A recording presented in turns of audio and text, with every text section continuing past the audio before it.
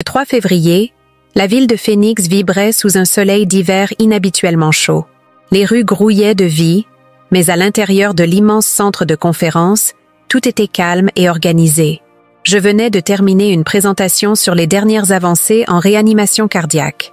Des techniques de pointe, des innovations qui pourraient sauver des vies dans les moments les plus critiques.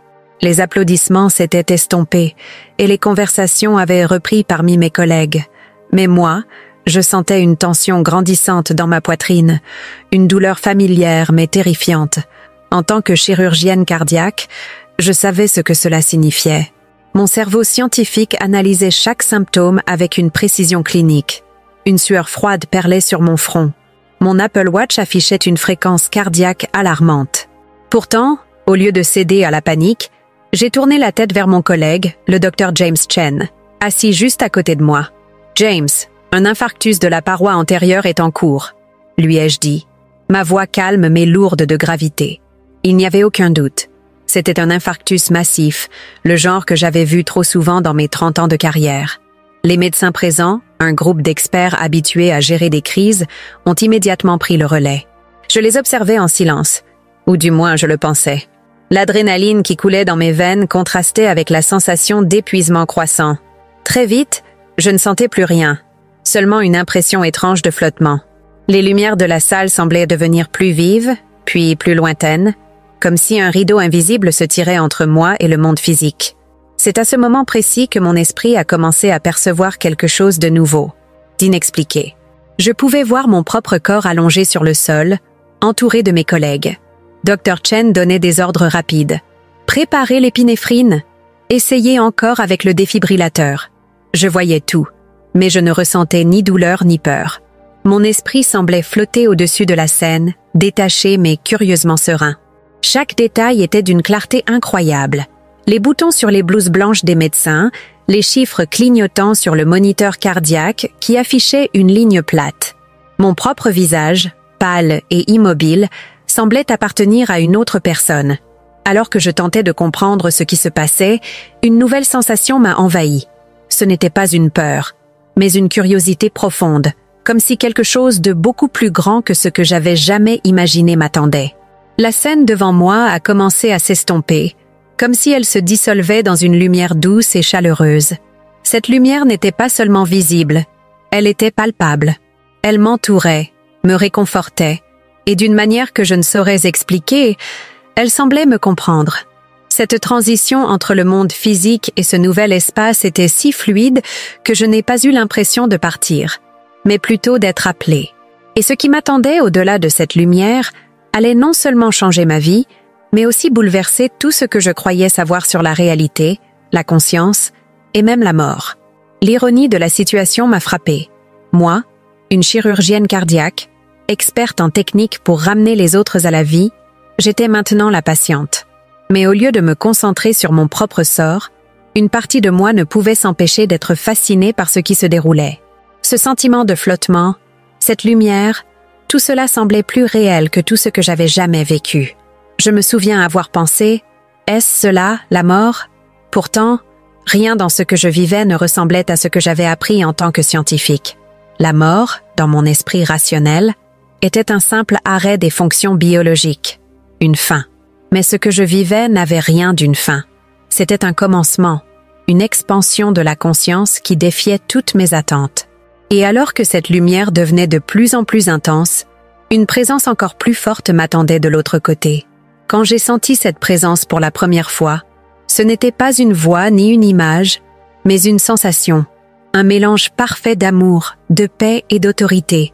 C'était comme si cette force me disait « Tu es en sécurité, tu es aimé, continue ».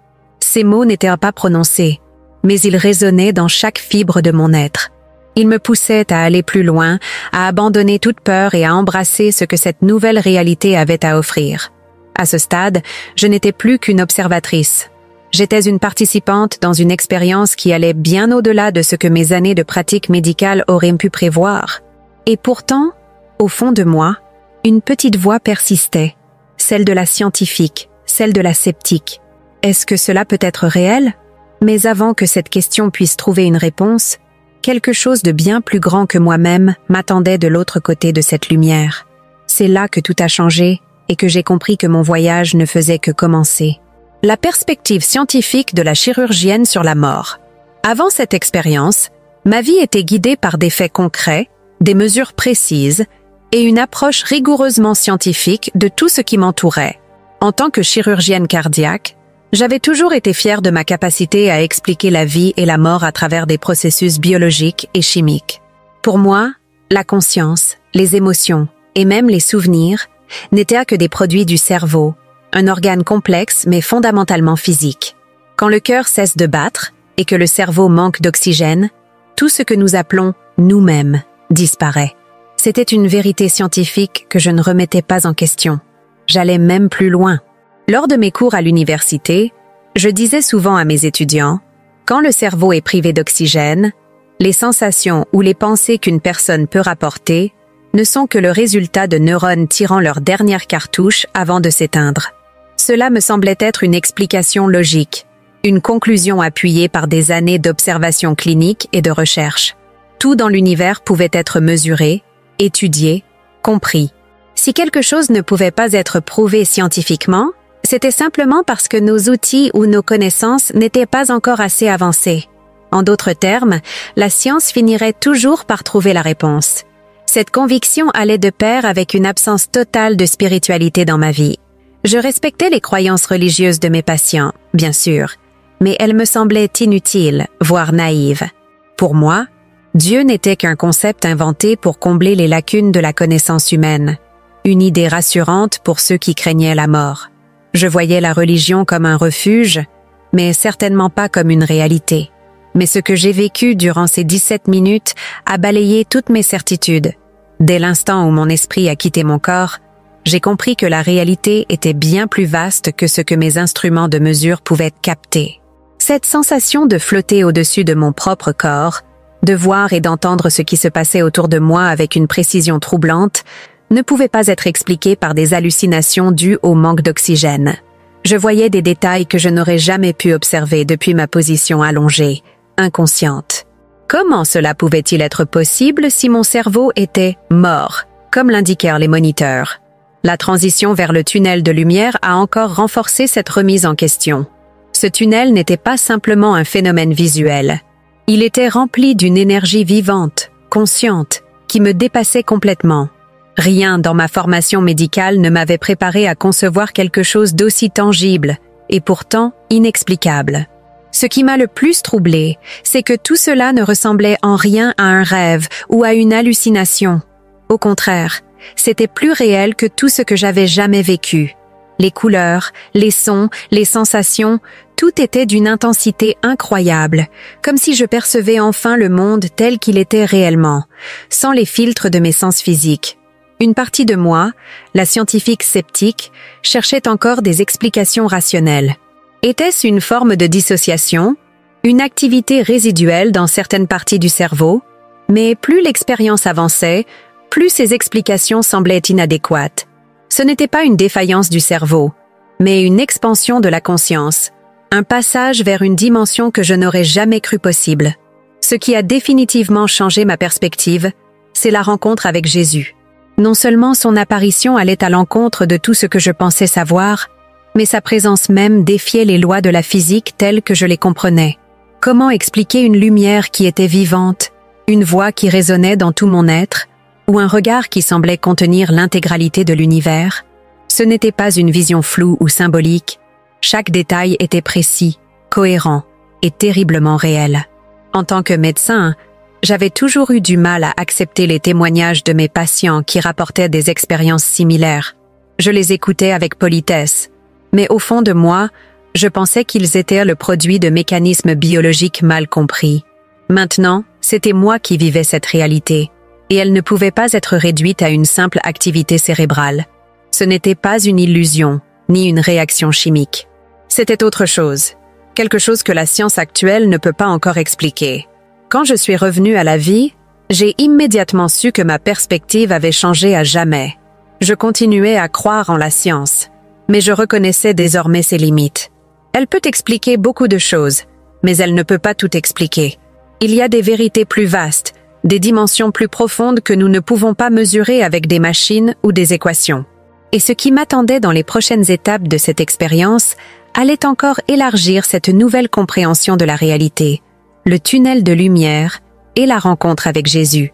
Alors que je m'éloignais de mon corps, la scène autour de moi s'estompa doucement, comme si un rideau tombait sur la pièce. L'obscurité ne dura qu'un instant avant qu'une lumière incroyablement brillante et douce ne m'enveloppe. Ce n'était pas une lumière ordinaire. Elle était vivante, consciente, presque palpable. Je ne voyais plus la salle de conférence, ni les visages de mes collègues, mais je sentais que je m'approchais de quelque chose d'immense et d'inexpliqué. Le tunnel de lumière dans lequel je me trouvais semblait infini, mais il n'y avait ni angoisse, ni solitude. Au contraire, une paix indescriptible m'habitait, un sentiment de sécurité que je n'avais jamais connu auparavant. Chaque particule de cette lumière semblait vibrer d'amour pur, comme si elle connaissait chaque aspect de mon être et m'acceptait entièrement, sans jugement ni condition. C'était une lumière qui voyait tout, et malgré cela, aimait tout. Chaque pas que je faisais, ou plutôt chaque mouvement que je ressentais, me rapprochait d'une présence que je ne pouvais encore distinguer, mais que je savais être là. Soudain, une voix m'a appelé par mon nom. Megan. Elle était douce, mais résonnait avec une puissance inimaginable, comme si l'univers tout entier prononçait ce mot. La voix venait de partout et de nulle part à la fois, imprégnant l'air, la lumière, et même mon esprit. En entendant cette voix, quelque chose en moi a changé. Toute peur ou doute que je pouvais encore avoir s'est dissipée. Je savais que cette voix appartenait à quelqu'un d'infiniment sage, infiniment aimant. Quand je l'ai vue pour la première fois, tout ce que je pensais savoir sur Jésus s'est effondré. Les représentations artistiques que j'avais vues dans des églises ou des musées n'étaient que des ombres pâles de la réalité. Devant moi se tenait une figure d'une beauté et d'une majesté indescriptibles. Sa présence transcendait l'apparence physique, mais chaque détail de son être semblait chargé de signification. Ses yeux, d'un mélange changeant de brun et de bleu profond, semblaient contenir les mystères de l'univers. Il n'exprimait pas seulement de l'amour, mais une compréhension totale, une connaissance absolue de tout ce que j'étais, tout ce que j'avais vécu et tout ce que je serais un jour. Il s'est approché de moi, et chaque mouvement qu'il faisait était à la fois simple et rempli de grâce. Ses vêtements, d'un blanc éclatant mêlé de nuances bleutées et violettes, semblaient de fait de lumière elle-même. Mais ce qui m'a frappé le plus, c'était ses mains. Elle portait les marques des clous, mais ses cicatrices n'étaient pas grotesques. Elles brillaient d'une lumière dorée, comme des médailles honorifiques. Ses mains parlaient d'un sacrifice immense, mais aussi d'une victoire triomphante. Quand il m'a touché le front, une vague de connaissances infinies m'a submergée. C'était comme si, en un instant, je comprenais tout ce que je n'avais jamais pu saisir avec ma raison. Je voyais des vérités profondes sur la vie, sur l'amour, sur l'univers. J'ai vu la création elle-même, non pas comme un événement isolé, mais comme une symphonie continue, chaque élément interconnecté dans une harmonie parfaite. Les lois de la physique que j'avais étudiées toute ma vie prenaient un sens nouveau, comme si elles étaient des reflets d'une réalité encore plus grande. Il a parlé, et bien que ses mots soient simples, leur poids était immense. « Megan, tu as cherché la vérité à travers la science, et c'est une bonne chose.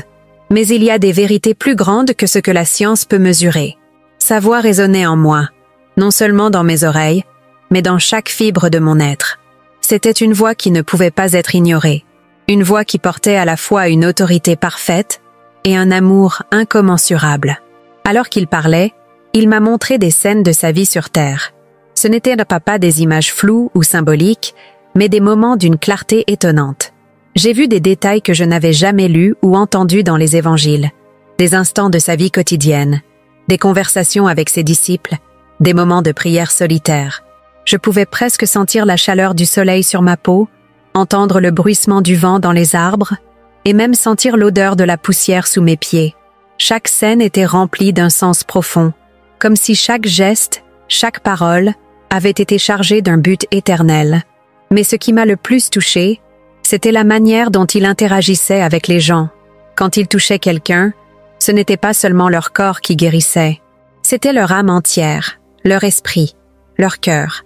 Je pouvais voir les changements se produire, non seulement à l'extérieur, mais à l'intérieur. C'était un amour si puissant, si pur, qu'il transformait tout ce qu'il touchait. À un moment donné, il m'a regardé avec une intensité que je ne pourrai jamais oublier et a dit « Ce n'est pas encore ton heure. Tu as été une guérisseuse de cœur dans le monde physique. Maintenant, tu dois porter ce message. Je suis plus réel que leurs doutes, plus présent que leur peur, et plus aimant que leur honte. » Ces mots, je savais, n'étaient pas seulement pour moi, mais pour chaque personne qui les entendrait un jour. Alors que je commençais à m'éloigner de cette lumière, tirée doucement mais irrésistiblement en arrière, une partie de moi ne voulait pas partir. Mais une paix immense m'habitait, une certitude que ce que j'avais vu, entendu et ressenti était vrai. Le tunnel s'effaçait doucement et je savais que ma vie ne serait plus jamais la même. L'apparence et la personnalité de Jésus. Quand mes yeux se sont posés pour la première fois sur Jésus, j'ai immédiatement compris que tout ce que j'avais imaginé à son sujet était incomplet. Ce n'était pas une vision floue ou idéalisée. C'était une présence indéniablement réelle, tangible, et pourtant empreinte d'une majesté qui dépassait toute description humaine. Sa simple apparition semblait contenir en elle-même une puissance et une sérénité infinies. Sa stature était modeste, ni grande ni petite, mais chaque mouvement qu'il faisait dégageait une grâce naturelle. Il n'était pas imposant physiquement, mais sa présence remplissait l'espace d'une manière inexplicable. Il avait la posture d'un homme qui connaissait à la fois la douleur et la victoire, l'autorité et l'humilité. Chaque détail de son apparence semblait conçu pour refléter un équilibre parfait entre force et compassion. Sa peau avait une teinte particulière, un olive clair qui évoquait les habitants du Moyen-Orient, mais elle brillait d'un éclat subtil, presque comme si une lumière intérieure émanait de lui. Ce n'était pas une lumière aveuglante, mais une lueur chaleureuse qui attirait l'attention sans effort. Ses traits étaient parfaitement équilibrés, presque au-delà de ce que la génétique humaine pourrait produire. En tant que chirurgienne, habituée à analyser les moindres détails du visage humain, j'étais frappée par la perfection de ses proportions. C'était comme si chaque détail avait été minutieusement conçu pour exprimer la pureté et l'harmonie. Ses cheveux étaient d'un brun clair, avec des reflets dorés qui captaient la lumière d'une manière fascinante. Ils tombaient naturellement, atteignant ses épaules, comme s'ils n'avaient jamais été touchés par une paire de ciseaux humains. Ce qui était le plus frappant, c'était leur texture et leur mouvement, presque vivants, changeant subtilement de teinte en fonction de la lumière qui les traversait. Ce détail, bien qu'apparemment trivial, contribuait à son aura divine, comme si même ses cheveux portèrent le poids de son identité céleste. Mais c'étaient ses yeux qui captivèrent le plus. Je n'ai jamais vu de tels yeux, ni dans ma carrière médicale, ni dans ma vie personnelle. Leur couleur semblait évoluer, oscillant entre un brun chaud et un bleu profond, comme les nuances changeantes d'une pierre précieuse. Ils n'étaient pas seulement beaux, ils semblaient vivants, vibrants, comme s'ils portaient en eux la totalité des émotions humaines. Quand ils vous regardaient, ce n'étaient pas seulement vos yeux qu'ils rencontraient. Ils voyaient tout de vous, vos peurs, vos espoirs, vos échecs, et pourtant, ce regard n'exprimait que de l'amour. C'était un amour qui transcendait la compréhension humaine, un amour inconditionnel et inébranlable. Son sourire, quand il apparaissait, illuminait tout autour de lui. Ce n'était pas un simple sourire physique, mais une expression qui semblait contenir toute la joie de l'univers. Quand il souriait, on ne pouvait que se sentir réconforté, comme si chaque douleur, chaque inquiétude, s'évanouissait instantanément. Ses lèvres étaient pleines et expressives, capables de transmettre une infinie douceur, même dans le silence. Ce sourire semblait murmurer « Tu es en sécurité, je t'aime, peu importe ce que tu crois être ou ne pas être. » Sa voix, elle, était un autre mystère fascinant. Elle n'était ni particulièrement grave, ni aiguë, mais elle portait une profondeur et une résonance qui défiaient les lois physiques.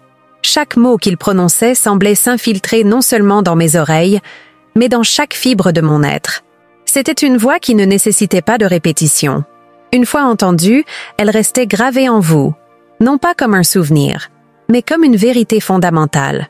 Quand il a parlé pour la première fois, il m'a appelé par mon nom, et ce simple mot portait un amour si profond que j'en ai été transformée. Ses vêtements étaient simples, une robe blanche qui semblait être faite de lumière pure.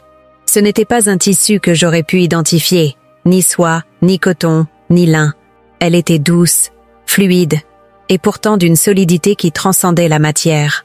Des nuances subtiles de bleu et de violet parcouraient le tissu, mais ces couleurs n'étaient pas celles que l'on voit sur Terre. Elles semblaient vivantes, changeant légèrement à chaque mouvement.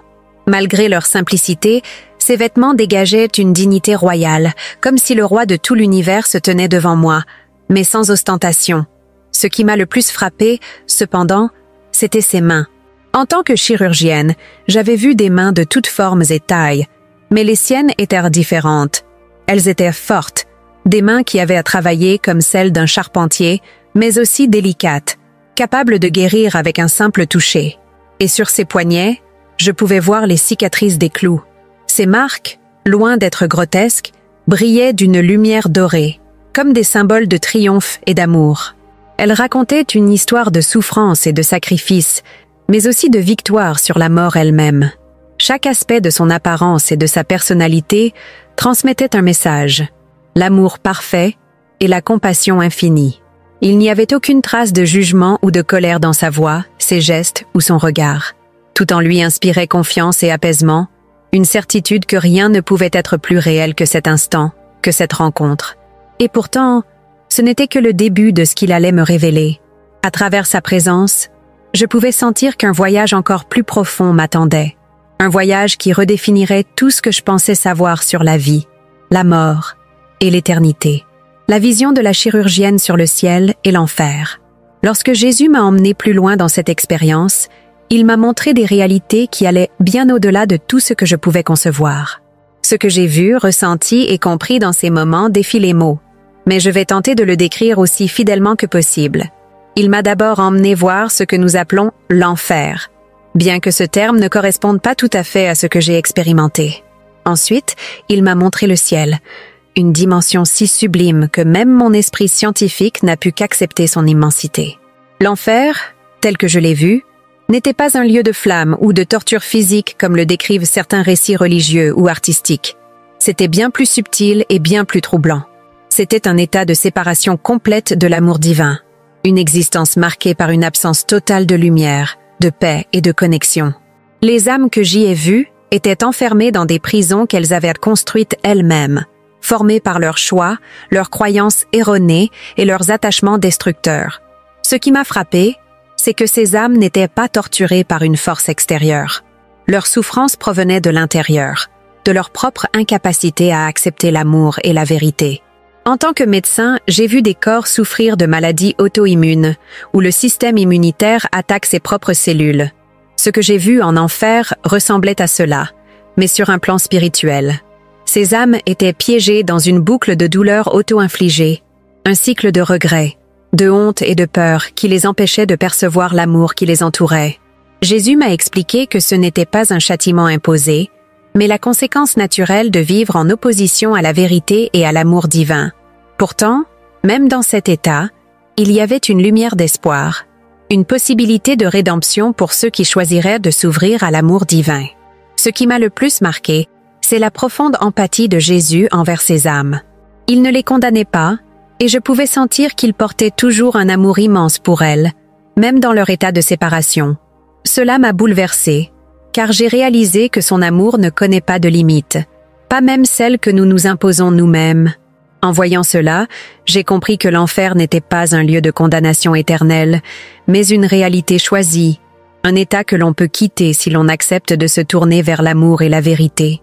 Après avoir vu cet état de séparation, Jésus m'a emmené dans ce que je ne peux que décrire comme le ciel. Dès l'instant où j'y suis entrée, j'ai senti une paix et une joie infinie qui surpassaient tout ce que j'avais jamais connu. Ce n'était pas un lieu avec des nuages, des anges jouant de la harpe ou des portes dorées comme dans les clichés populaires. C'était une dimension d'amour pur, où chaque fibre de mon être était connectée à une vérité absolue et à une compréhension parfaite. Ce qui m'a frappée, c'était l'unité de tout. Chaque chose, chaque être semblait être en harmonie totale avec tout le reste. Il n'y avait aucune dissonance, aucune séparation. Tout était lié par une force invisible mais palpable. L'amour divin. Cet amour n'était pas seulement une émotion ou un sentiment. Il était la substance même de cette réalité, la force qui maintenait tout en existence. Chaque particule de lumière, chaque vibration d'énergie semblait chanter une mélodie harmonieuse qui résonnait dans mon âme. C'était comme si je faisais partie d'une symphonie cosmique où chaque note avait sa place, son but, sa beauté. Dans cette dimension, j'ai également vu des couleurs et des formes que je n'avais jamais vues sur Terre. Les couleurs semblaient vivantes. Elles changeaient et pulsaient avec une intensité qui défiait la description. Les sons, bien qu'indistincts, semblaient raconter des histoires, transmettre des vérités universelles. Même le silence était chargé de sens, comme si chaque instant était rempli de la sagesse infinie de Dieu. Jésus m'a guidé à travers cette réalité, me montrant des aspects de l'univers que je n'aurais jamais pu comprendre auparavant. Il m'a révélé que tout ce que nous percevons comme des lois physiques, la gravité, le temps, l'espace, ne sont que des ombres projetées par une réalité plus profonde.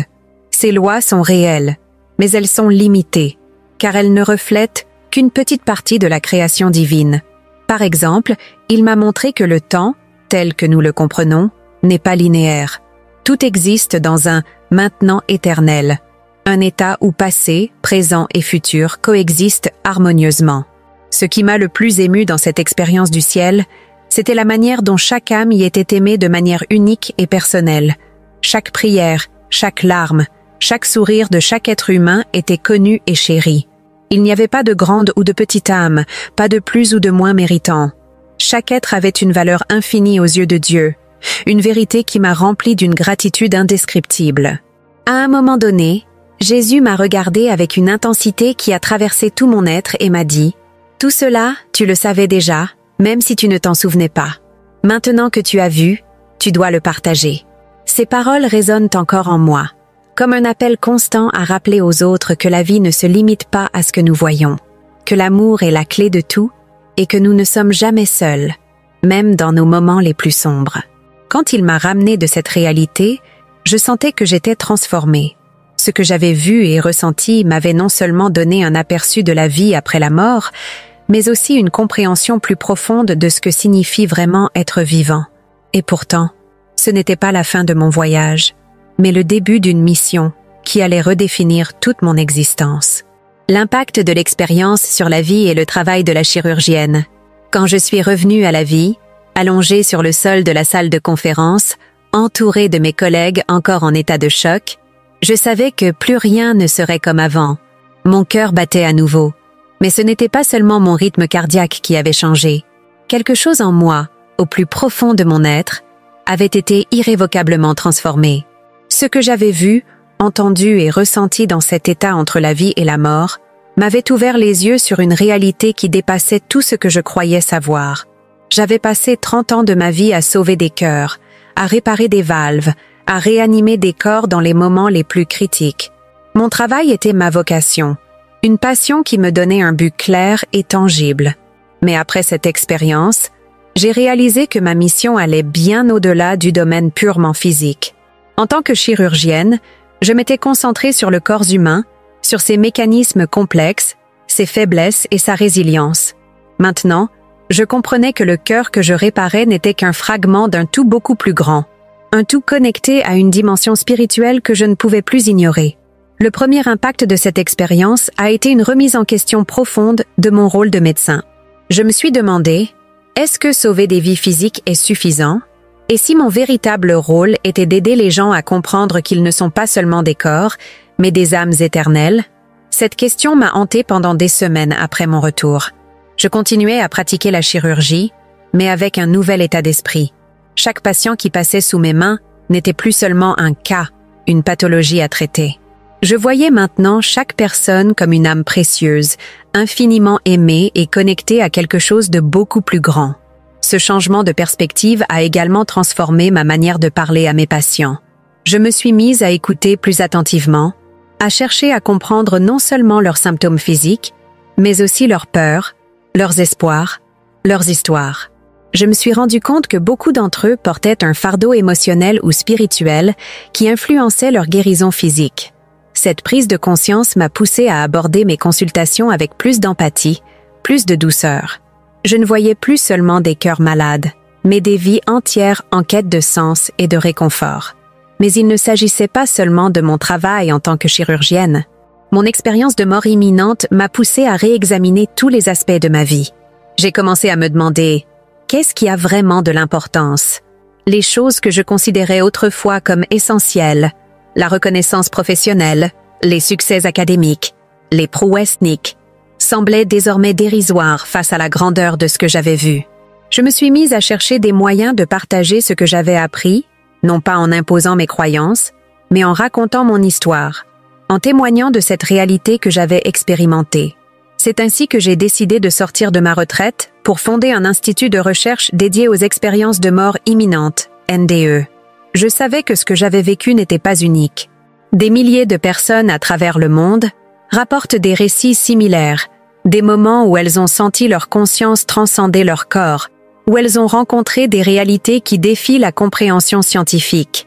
Mon objectif était simple mais ambitieux. Rassembler des preuves, étudier ces phénomènes avec les outils les plus avancés de la science moderne, et surtout, offrir un espace où les gens pourraient partager leurs expériences sans crainte de jugement. Ce projet a rapidement pris forme. Avec l'aide de collègues chercheurs, nous avons commencé à collecter des données en utilisant des techniques de neuroimagerie et des théories issues de la physique quantique pour explorer ce qui se passe réellement dans le cerveau et la conscience pendant une NDE. Ce qui était fascinant, c'était la cohérence des témoignages. Que la personne soit un enfant, un adulte, un scientifique ou quelqu'un sans éducation formelle, les descriptions de ce qu'elle voyait et ressentait étaient étonnamment similaires. Des lumières vivantes, des présences aimantes, des sensations de paix infinie, tout cela revenait encore et encore. Au-delà des aspects scientifiques, cette initiative m'a également permis de me connecter à une communauté mondiale de personnes qui avaient vécu des NDE. Écouter leurs histoires, partager la mienne, a été une source d'inspiration immense. Beaucoup d'entre eux avaient eu peur de parler, craignant d'être ridiculisés ou incompris. Mais en leur offrant un espace où ils pouvaient s'exprimer librement, j'ai vu à quel point ces expériences avaient transformé leur vision de la vie.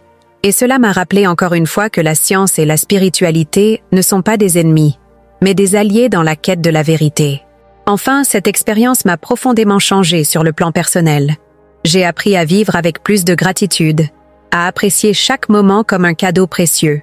Les petites frustrations de la vie quotidienne, un retard, une tâche imprévue, une dispute, n'avaient plus le même poids qu'avant. Je savais maintenant que ces moments faisaient partie d'un tableau beaucoup plus vaste, un tableau peint avec une intention divine. Alors que je poursuivais cette nouvelle mission, je sentais que Jésus m'accompagnait toujours, non pas comme une figure distante ou abstraite, mais comme une présence constante, aimante et encourageante. Ces paroles résonnaient en moi chaque jour. Tu as été une guérisseuse de cœur dans le monde physique. Maintenant, sois une guérisseuse d'âme. Et c'est avec cette mission que je continue à avancer, sachant que le voyage ne fait que commencer. La recherche scientifique sur les expériences de mort imminente. Après mon expérience, je savais qu'il ne suffisait pas de garder ce que j'avais vécu pour moi. La scientifique en moi, celle qui avait passé sa vie à chercher des preuves et des explications rationnelles, avait besoin de comprendre ce qui s'était passé. Était-ce possible que ma conscience ait survécu à la mort clinique? Comment expliquer avec les outils de la science moderne ce que j'avais vu, entendu et ressenti? Ces questions m'ont poussé à m'engager dans une quête scientifique pour explorer les expériences de mort imminente, NDE, de manière rigoureuse et objective. La première étape de cette recherche a été d'écouter. J'ai commencé à m'entretenir avec des personnes du monde entier qui avaient vécu des NDE. Ce qui m'a frappé dès le début, c'est la cohérence des récits. Des hommes et des femmes, des enfants et des personnes âgées, de cultures, de religions et de milieux différents, décrivaient des expériences qui partageaient des points communs frappants. Ils parlaient de tunnels de lumière, de présences aimantes, de sensations de paix indescriptibles, et souvent, de rencontres avec des êtres spirituels. Mais ce qui était encore plus fascinant, c'étaient les détails.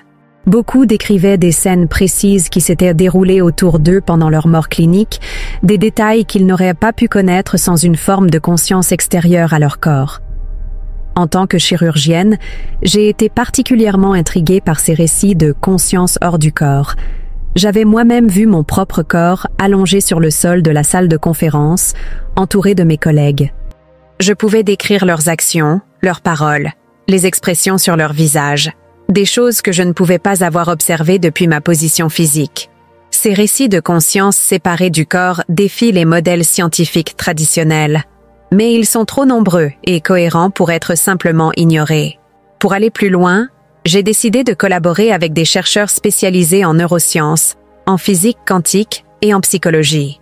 Ensemble, nous avons commencé à explorer les mécanismes possibles derrière les NDE.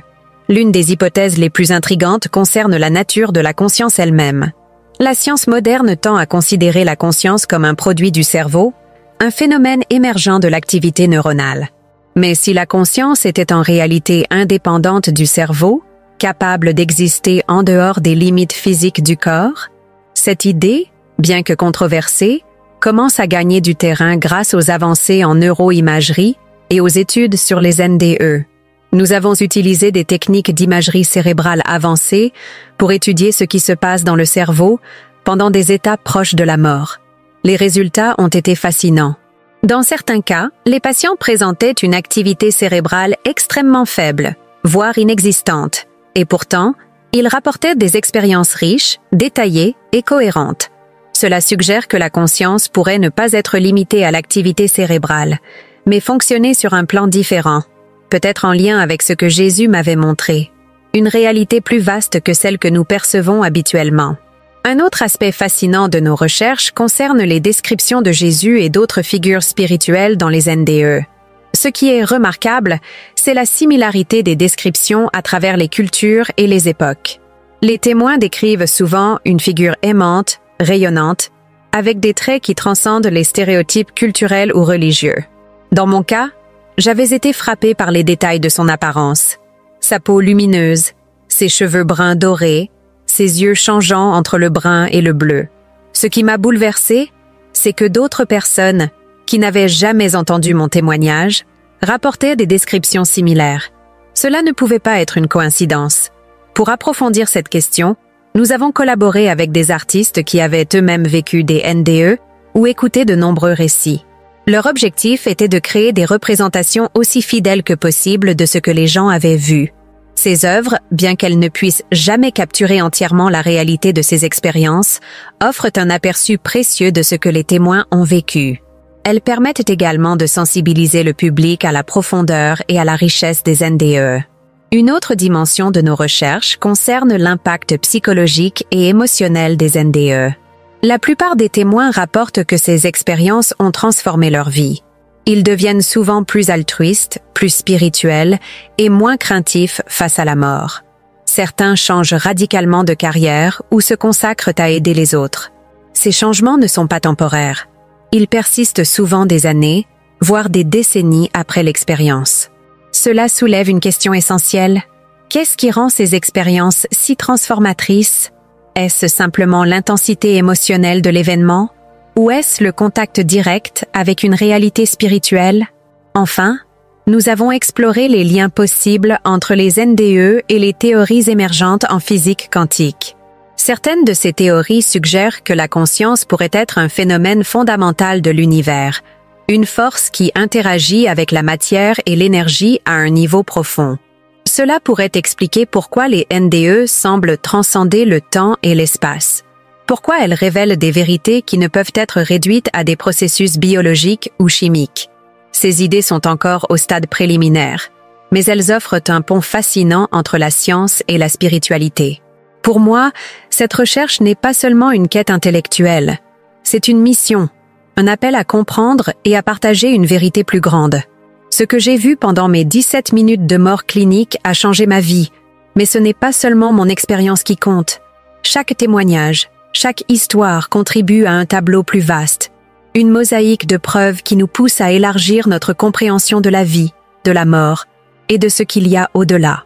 En continuant ce travail, je ressens souvent la présence de Jésus, non pas comme un souvenir, mais comme une force vivante qui guide chaque étape. Ses paroles résonnent en moi. Cherche la vérité, non pas pour toi-même, mais pour ceux qui doutent, pour ceux qui ont peur, pour ceux qui cherchent. Et c'est ce que je fais, jour après jour, avec l'espoir que ce que nous découvrons apportera lumière et espoir à ceux qui en ont besoin. L'importance de la foi et de la spiritualité. Quand Jésus m'a renvoyé dans le monde physique, ces dernières paroles résonnèrent dans mon esprit. Je suis plus réel que leurs doutes, plus présent que leur peur, et plus aimant que leur honte. Ces mots, simples en apparence, contenaient une profondeur que je n'ai cessé de méditer depuis mon retour. Ils ont redéfini ma vision de la foi, de la spiritualité et de ce que cela signifie réellement d'être en vie. Avant cette expérience, je voyais la foi comme une sorte de béquille émotionnelle, un réconfort pour ceux qui ne pouvaient pas affronter les dures vérités de la réalité. Je respectais les croyances des autres, mais je les considérais comme incompatibles avec la rigueur scientifique. Mais maintenant, après ce que j'ai vu, ressenti et appris, je comprends que la foi est bien plus qu'une simple croyance ou un ensemble de pratiques religieuses. Elle est le fondement même de notre existence, le lien invisible qui nous connecte à une vérité universelle. La foi, telle que je l'ai découverte, n'est pas un concept abstrait ou une adhésion aveugle à des dogmes. C'est une expérience vivante, une relation directe avec ce qui est divin. Dans cet état de conscience pure où je me trouvais, j'ai compris que nous sommes tous intrinsèquement liés à une force infiniment aimante et bienveillante.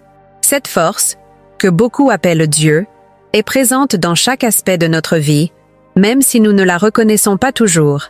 Elle n'est jamais distante, jamais indifférente. Elle est là, dans chaque souffle, chaque sourire, chaque larme. L'un des enseignements les plus puissants que Jésus m'a transmis est que cette connexion avec le divin n'est jamais rompue, même lorsque nous nous sentons seuls ou indignes. L'amour divin ne dépend pas de nos mérites ou de nos actions. Il est inconditionnel, constant et éternel. Cette réalisation a changé ma manière d'aborder la vie. J'ai appris à voir chaque personne, chaque situation, à travers le prisme de cet amour. Cela m'a permis de lâcher prise sur le jugement, sur les attentes et sur la peur. Car si Dieu nous aime avec une telle plénitude, qui sommes-nous pour nous juger ou juger les autres? La foi que j'ai redécouverte ne s'oppose pas à la science. Au contraire, elle la complète. Si la science nous aide à comprendre le comment de l'univers, la foi nous guide vers le pourquoi. Ces deux approches, loin d'être incompatibles, travaillent ensemble pour révéler la profondeur et la complexité de la réalité. Ce que j'ai vu pendant mon expérience m'a montré que les lois de la physique, les principes biologiques et les découvertes scientifiques ne sont pas des opposés de la spiritualité. Ils sont des reflets d'un ordre divin, des manifestations de l'intelligence et de l'amour qui sous-tendent toute la création. Depuis mon retour, une question revient souvent dans mes discussions avec ceux qui écoutent mon témoignage. Pourquoi la foi est-elle importante si Dieu nous aime tous, peu importe ce que nous faisons? La réponse que j'ai trouvée, et qui m'a été révélée dans cet état d'éveil spirituel, est que la foi n'est pas pour Dieu. Elle est pour nous. Avoir foi en Dieu, en l'amour divin, c'est nous permettre de nous ouvrir à cette vérité, de l'accueillir pleinement dans nos vies. Sans foi, nous risquons de nous enfermer dans nos propres peurs, nos doutes et nos illusions. Avec la foi, nous découvrons que nous ne sommes jamais seuls, que nous faisons partie d'un tout bienveillant. Cette foi transforme également notre manière de vivre. Elle nous pousse à être plus aimants, plus généreux, plus ouverts aux autres. Elle nous invite à voir la souffrance, non comme une punition ou une fatalité, mais comme une opportunité de croissance, une manière de nous rapprocher de ce qui est essentiel. Jésus m'a montré que même dans les moments les plus sombres, l'amour divin est toujours présent, prêt à nous guider vers la lumière si nous choisissons de le suivre. Ce choix, cependant, n'est pas toujours facile. Nous vivons dans un monde qui valorise le tangible, le mesurable et le prouvé. La foi demande un saut dans l'inconnu, une ouverture à l'invisible. Mais ce que j'ai appris, c'est que ce saut n'est pas un acte irrationnel. Il est profondément rationnel, car il s'appuie sur une vérité que nous ressentons au plus profond de nous-mêmes, même si nous ne pouvons pas toujours l'expliquer. Depuis cette expérience, j'ai également réalisé que la spiritualité ne se limite pas à des moments extraordinaires ou à des révélations mystiques. Elle se trouve dans les petites choses, dans les gestes quotidiens d'amour et de compassion. Chaque fois que nous tendons la main à quelqu'un dans le besoin, que nous pardonnons ou que nous montrons de la gratitude, nous participons à cette réalité divine. Nous devenons les instruments de cet amour infini, les canaux par lesquels il se manifeste dans le monde. Enfin, l'une des leçons les plus importantes que j'ai apprises est que la foi ne devrait jamais être utilisée comme une arme de division ou de jugement. Elle est un pont, pas une barrière. Peu importe nos croyances ou nos pratiques religieuses, ce qui compte vraiment, c'est notre capacité à aimer, à pardonner et à nous connecter les uns aux autres. Jésus ne m'a jamais demandé à quel dogme je croyais. Il m'a simplement montré que l'amour est la seule vérité qui compte. Alors que je continue à partager mon histoire et à explorer cette nouvelle mission qui m'a été confiée, je garde en moi cette certitude. Nous sommes tous profondément aimés, infiniment précieux et connectés à quelque chose de bien plus grand que nous. La foi, loin d'être une faiblesse, est une force qui nous permet de voir cette vérité, de l'embrasser et de la vivre pleinement. Et chaque jour, je remercie cet amour divin de m'avoir ramené pour témoigner de cette réalité. Mon voyage ne fait que commencer, et je sais que je ne suis jamais seule dans ce cheminement.